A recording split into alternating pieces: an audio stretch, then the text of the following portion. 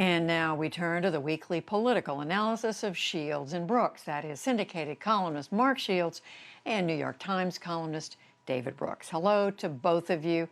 So, David, let's start by looking at what hasn't happened between the White House and Republicans and the Democrats in the Congress on what kind of, if any, relief to continue to offer Americans in this pandemic. I guess the evidence couldn't be any plainer. More than 30 million Americans are out of work, but still no agreement.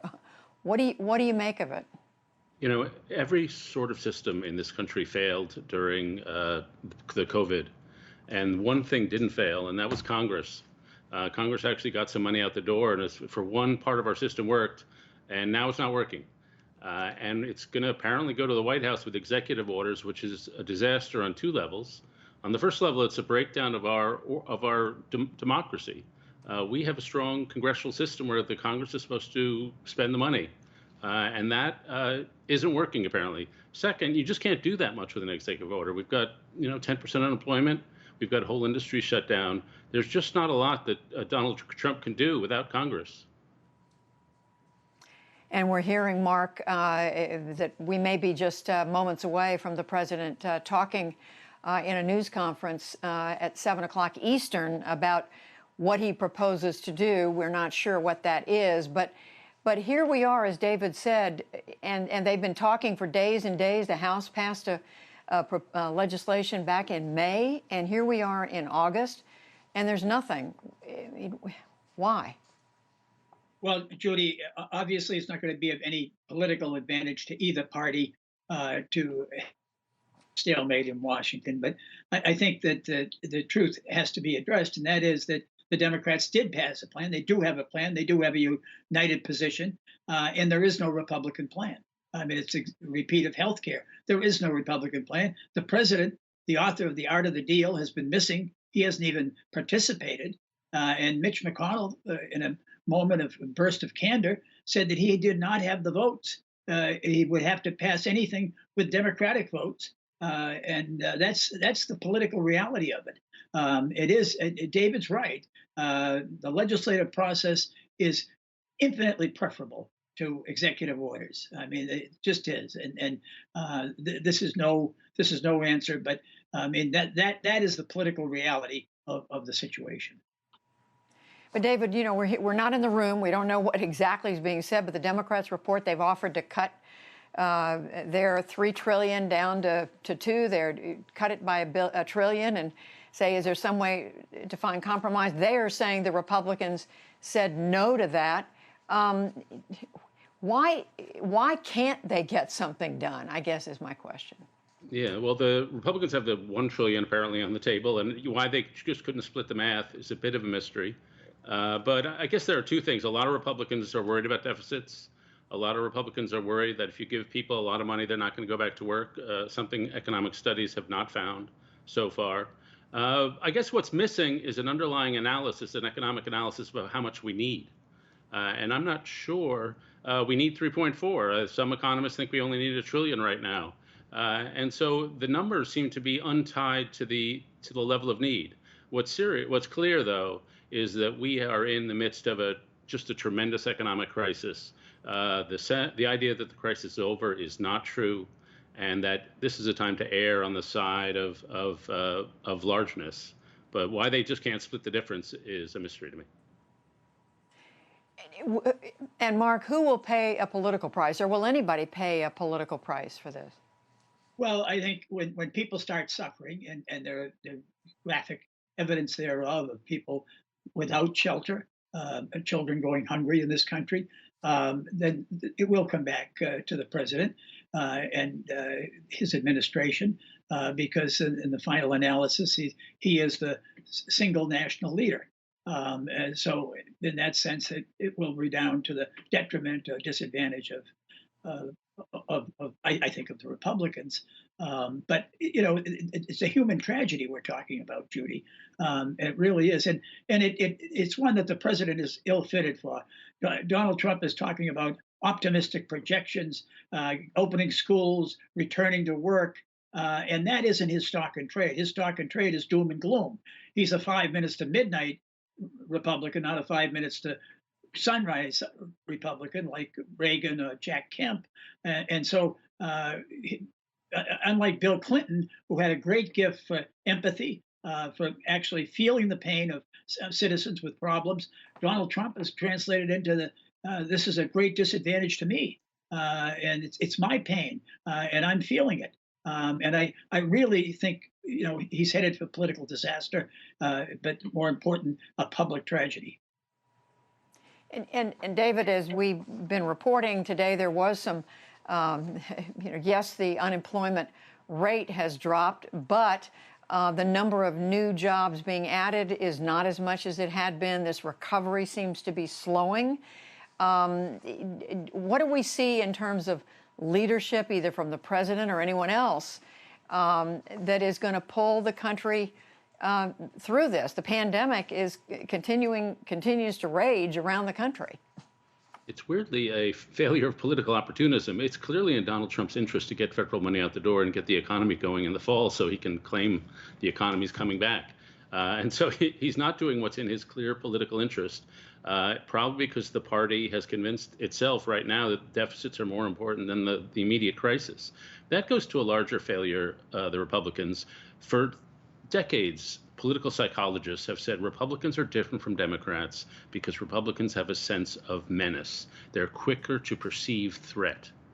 That has not happened. In this case of COVID, whether it's economic or health-wise, the decades of political psychology have totally been turned on their head. And they've been turned on their head for one reason: Donald Trump. He's the one who decided it wasn't a severe threat, either economically or physically, and the Republican Party has followed him. It's a lesson in how powerful partisanship is, that the basic psychology of a movement can suddenly change if one leader says change. And Judy, if I Mark, go ahead. I just wanted to pick up on David's point. It's obvious to me that the Republicans think the Democrats are going to win in November. Why do I say that? Because the only time, history, check it out, the only time that Republicans talk about deficits is when there's a Democrat in the White House. They've just coming off 4 years of Republican control. And what did they do? They ran up the deficit in a time of incredible national prosperity, of low national unemployment. They increased the national deficit, the annual deficit, and the national debt. But now, the prospect of Joe Biden and the Democrats taking over, deficits become a moral issue for the Republicans. Little hypocrisy here, maybe. So, David, speaking of Joe Biden, the Democratic National Convention, such as it is going to start about 10 days from now, a week from Monday. We've learned that not only that no major speakers, including Joe Biden himself, are not even going to Milwaukee. It's going to be a convention like nothing we've ever seen before. The Republican National Convention, the president has said he may give his acceptance speech from Washington, from the White House. Is all of this going to have a bearing on how this election unfolds, or how do you see it? Yeah, I think so. First, Donald Trump should not be allowed to give from the White House. We have a very strict bifurcation between political office and governing bodies, and you should not do politics from that kind of office. Even congressmen have to go across the street to raise money because we have that strict bifurcation. It's an important principle to keep. As for the conventions, people are now asking, do we even need them? And I have to confess, I do mourn the loss. The conventions are part of the education of the electorate, and they're an important part, even when they don't actually make any decisions. Now they may turn into a minor TV show, and that, I think that the power of them will be diminished.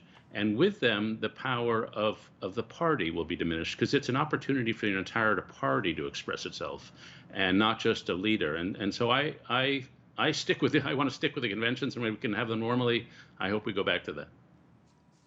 I'm actually with you on that, and you and Mark are going to be with me and our entire team for the week of the Democratic Convention, 3 hours every night, or as long as it goes, and the same thing for the Republican Convention. But Mark, how do you see this sort of shrinking convention in person, but more of a program online and on television? How do you see that affecting this election?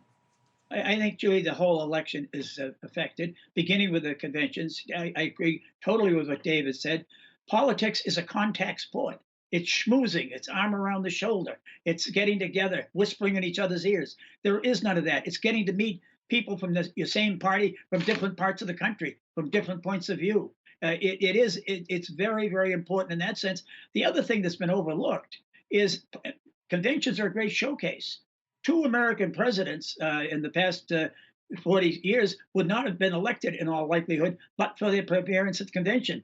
In 1976 at Kansas City, after he challenged President Ford in a bitter fight all the way to the end, in a gracious and generous, off the cuff speech to that convention, Ronald Reagan endeared himself and set himself up for 1980's victory. And Barack Obama, I remember sitting there with David in Boston at the Boston Garden when he, as a Senate candidate from Illinois, brought down the House and electrified the nation with a speech which projected him into a major candidate for 2008. We never would have heard of Barack Obama but for that. So, I mean, I think that the conventions and the campaigns are changing. The idea of volunteering for kids to go door to door and canvassing, how are they going to do it? I mean, this is going to be a bizarre political election. Finally, I just say rallies are what conventions are. And if there's anybody who needs rallies psychologically and politically, it's Donald Trump. The White House is not the best place to stage a rally. Well, whatever the convention looks like, we're going to cover it from top to bottom. And those speeches, I guess, will come from living rooms and kitchens. But just quickly to both of you before we go, now that we know this pandemic isn't going away anytime soon, I just want a few words from both of you about how you're getting through this time. David, what do you tell yourself every morning when you get up and when you go to sleep at night?